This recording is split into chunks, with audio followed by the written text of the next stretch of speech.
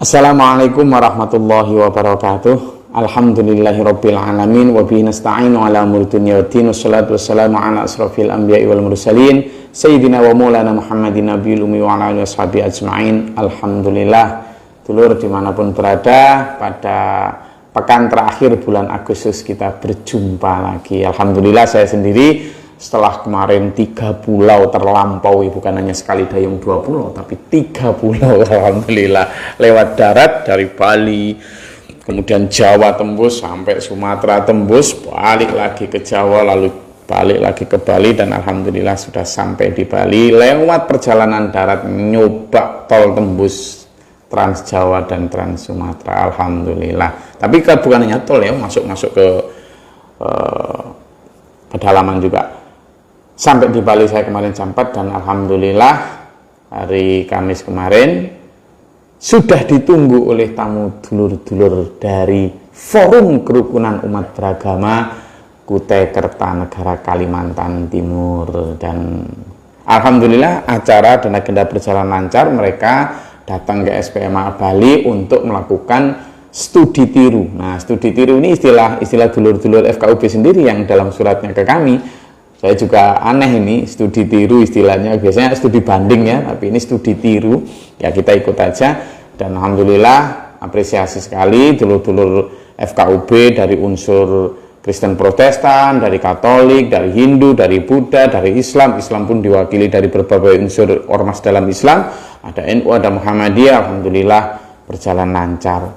Dan seperti testimoni beliau-beliau ini, mereka mendapatkan banyak pelajaran dari bagaimana pesantren SPMA di Bali berbaur di dalam lingkungan non-muslim Hindu Bali, di musola, kemudian di sampingnya musola yang memang juga masih tanah dulur-dulur Bali, ada sanggah tempat pemujaan orang Bali, dan kita hidup bermasyarakat dampingan dengan baik, dan itu memberikan apresiasi yang bagus. Alhamdulillah agenda lancar. Dan saya berharap dulu-dulu juga dalam keadaan sehat walafiat. Tetapi yang ingin saya bagi adalah fenomena yang saya dapatkan pelajaran dari agenda kemarin. Begini dulu, ada satu pertanyaan yang muncul dalam hati saya itu tentang kerukunan umat beragama. Saya mikir gini, apa sih yang membuat orang itu kemudian nggak rukun itu apa? Kenapa manusia nggak rukun, terutama atas nama agama gitu loh? Apa yang membuat manusia nggak rukun? Nah, kalau dibilang merasa paling benar, misalnya, agamakulah yang paling benar, orang lain juga bilang agamakulah yang paling benar, so what? Ya memang orang harus mengakui bahwa agama pilihannya lah yang paling benar. Gitu kan, wajar gitu. Jadi ketika orang misalnya, my choices, pilihan-pilihan saya adalah the best choices, adalah pilihan terbaik, ya oke gitu. Tapi itu internally, itu adalah untuk dirimu sendiri gitu loh. Jadi makanya dalam konsep Islam itu lakum dinukum, bagimu agamamu, waliyadin, dan bagiku agamaku. Sudah jelas itu konsepnya. Dan ketika kita menyandang status diri kita bahwa kita yang paling benar, itu sudah just for you, hanya untuk sampean, tidak untuk kemudian ya mengolok-olok agama lain, apalagi memaksakan agama lain untuk mengikuti kita. Dan Islam jelas la ikraha fid din, tidak ada paksaan di dalam agama. Jadi itu multiple choices, itu pilihan ganda, pilihan yang itu menurut. Dan kita juga nggak usah kemudian menutupi diri bahwa semua agama benar gitu misalnya. Semua agama benar itu, ya, itu kan konsep bagi mereka masing-masing, kita ya masing-masing. Jadi semua agama benar, tapi kemudian kita menganggap bahwa diri kita paling benar. Nggak begitu caranya. Caranya adalah biarkan orang lain, dan sah-sah saja orang lain mengaku bahwa ini pilihan saya yang paling benar, dan itu wajar saja. Minimal kalaupun tidak merasa paling benar adalah merasa paling nyaman, paling cocok. Sudah, apa diributkan? Gitu, itu yang pertama. Terus yang kedua dulu, saya merasa begini, kalau misalnya itu diributkan, lalu kemudian orang yang merasa benar, tapi kan di dalam agama kan ada arahan untuk mendakwahkan kebenarannya. Oke, so what? Dakwahkan saja. Tapi frame yang dipakai adalah frame diskusi. Nah, gitu. Tidak untuk saling mengalahkan, tapi untuk saling mencerahkan. Gitu. Tidak untuk saling mengalahkan, ya saling berdiskusi aja. Adu argumentasi dalam frame apa? Saling mengasihi, bukan dalam frame saling membenci. Sudah. Kalau itu yang terjadi, maka dalam seperti forum kerukunan umat beragama tadi, saya yakin mereka tidak ingin saling kemudian ingin masuk ke agama yang lain. Enggak, tapi dalam konteks yang berbeda adalah perbedaan ini ya sudah. Kalaupun ingin dakwah, maka saya menyarankan dua hal. Kalau sampean ingin mendakwai orang lain yang berbeda agama dengan sampean, pertama, tunjukkan saja bahwa akhlak sampean lebih baik. Kalau zaman menunjukkan akhlak yang lebih baik, sudah biarkan orang lain yang melihat sampean itu baik atau enggak. Karena jelas, bahkan di dalam Islam sendiri pun, ciri orang yang paling baik adalah khairun nas anfa'uhum linnas. Gitu kan? Sebaik-baik manusia adalah orang yang paling bermanfaat untuk orang. Tunjukkan itu aja. Yang kedua nih, adalah pertarungan itu biarkan pertarungan di langit. Maksudnya bagaimana? Ya pertarungan ini kalau memang sampean yakin bahwa Tuhan sampean adalah Tuhan yang paling berkuasa, Tuhan yang maha mengabulkan, maka pertarungan itu pindahkan dari pertarungan berantem di bumi ini, jadikan pertarungannya pindah ke langit. Gimana maksudnya? Ubah pertarungan sampean yang fisik dan kata-kata itu menjadi apa? Menjadi spiritualistik dan cinta lewat doa. Jadi sampean saling mendoakan tuh. Jadi maksudnya begini, kalau sampean menganggap bahwa ini perlu diselamatkan, ini dan sebagainya, ya sudah doakan. Dan orang lain kan juga akan mendoakan sampean yang ingin menyelamatkan sampean. Misalnya agama A nih, ingin menyelamatkan dulurnya yang beragama B. Lalu agama B juga menganggap bahwa agama ini kurang benar, sesat. Ya sudah, pertarungannya pindah ke langit. Dengan cara apa? Pindahkan pertarungan dari debat kata-kata menjadi pertarungan doa. Wah, gimana? Di langit. Jadi sampean ya berdoa menurut agama sampean, ini berdoa menurut agama sampean, doakan saudara sampean itu di langit. Dan biarkan Tuhan Sang Maha Penguasa menentukan mana yang akan diselamatkan. Begitu, simpel toh. Dan selanjutnya saya juga mengusulkan itu, bagaimana agar semuanya dilandasi bukan dengan benci, tapi dengan cinta. Bayangkan, kalau dua orang saling mencintai dan saling ingin menyelamatkan, yang terjadi pertarungan atau apa? Tidak mungkin. Kenapa? Karena dua cinta yang bergabung gitu. Nah ini yang disebut dengan yarhamun nas, ya kan?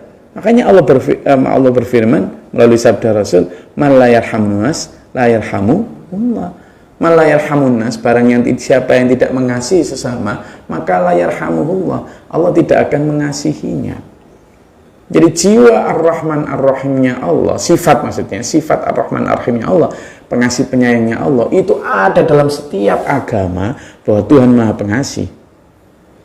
Ingat loh ya, saya tidak setuju juga dengan paham-paham yang kata, semua agama benar. Saya yakin sampean tidak sedang mengatakan begitu di hatinya masing-masing. Karena ketika sampean memilih satu agama, pasti sampean akan mengingat bahwa agama kula yang paling benar. Dan itu wajar-wajar saja, tidak perlu dipertentangkan maksud saya. Gitu. Jadi ini juga ajakan agar kenapa? Bahwa dakwah kita terhadap orang lain atau ajakan kita karena kita meyakini kebenaran diri kita dan menganggap orang lain salah, itu pindahkan dari perang kata-kata, dari kebencian menjadi perang doa dan menjadi cinta. Nah, saya tidak tahu apakah itu terlalu utopia atau terlalu idealis, tetapi bisa dilakukan. Kenapa? Karena justru ternyata Allah sudah berfirman di dalam Al-Quran bahwa siapa orang yang diberi hidayah dan siapa yang tidak diberi hidayah, itu domainnya siapa? Domainnya Allah. Innallaha yahdi man yasha wa yudhillu man yasha. Bahwa Allah itu sungguhnya Allah lah yang yahdi man yasha wa yudhillu man yasha. Nah, ini tapi apakah ya tetap bilisan boleh, dengan lisan silahkan. Makanya tadi di awal saya bilang dengan lisan ya silahkan, dengan diskusi. Lalu jika kemudian secara keimanan tidak bisa disatukan, ya sudah, berarti kita bersatu dalam kemanusiaan. Just as simple as like that.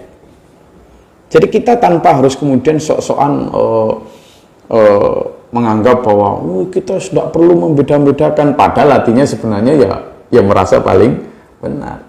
Jadi itu dulu menurut saya usulan untuk bagaimana kerukunan antar umat beragama itu bisa diwujudkan tanpa harus meninggalkan idealisme dan akidah masing-masing agama. Karena bagaimanapun sampai nanti kiamat tidak akan pernah ada satu umat wahidah. Umat yang cuma satu agama seluruh dunia itu tidak mungkin terjadi. Dan itu sudah sunnatullah, sudah menjadi hukum Allah. Artinya sudah natural law, itu sudah perbedaan, itu sudah menjadi hukum alam, itu sudah. Karena itu dulur, saya tidak sedang ingin menyamakan ya misalnya ikut-ikutan apa, enggak ya, tetapi dari betapa damainya hidup berdampingan dengan perbedaan, ya saya biasa sholat tahajud, kemudian masih ada di luar, atau Pak Nyoman lagi odalan misalnya, odalan itu di samping rumah saya itu kan beliau Pak Nyoman dan keluarga itu kadang ada namanya upacara odalan ya. Itu ya kita kemudian memelankan aktivitas. Bukan kalau pagi kan biasanya pagi, siang, sore ya odalan itu. Itu kita waktu adzan ya dipelankan suaranya. Ketika kita sholat Idul Adha, Pak Nyoman ya tahu, kemudian menahan diri untuk tidak beraktivitas sekitar 1-2 jam pada saat kita sholat Idul Adha. Begitu. Jadi tanpa kita harus kemudian yang namanya kemudian mengikuti, saya ikut odalan, kan tidak mungkin juga. Pak Nyoman juga nggak mungkin kan ikut sholat Idul Adha sama saya, gitu loh. Jadi tetapi kita hidup tetap bermasyarakat. Kalau saya lagi ada makanan ya kami berbagi dengan Pak Nyoman. Kalau ya begitu aja. Jadi secara kemanusiaan itu, dan kalau kita secara akidah menganggap bahwa kita benar, itu tadi, pindahkan pertarungan kita itu ke langit dan ubah dari rasa benci menjadi cinta. Pindahkan gontok-gontokan fisik itu kepada kerjasama sisi kemanusiaan. Sampun, menurut saya itu dulu oleh-oleh dari agenda kemarin. Dan kunjungan FKUB kemarin itu 1 bulan yang lalu juga sudah ada FKUB, Forum Kerukunan Umat Beragama juga dari Kabupaten Malang, Jawa Timur yang juga berkunjung ke tempat kami. Ini dulu yang bisa saya berbagi dalam kajian malam ini, tanpa bermaksud kemudian meremehkan akidah atau pengakuan kebenaran masing-masing agama, tapi justru saya ingin menawarkan satu konsep bahwa kita bisa hidup berdampingan dengan baik tanpa harus meninggalkan keyakinan dan iman kita masing-masing. Saya rasa itu semoga bermanfaat dan berfaedah. Bila taufiq wal hidayah. Wassalamualaikum warahmatullahi wabarakatuh.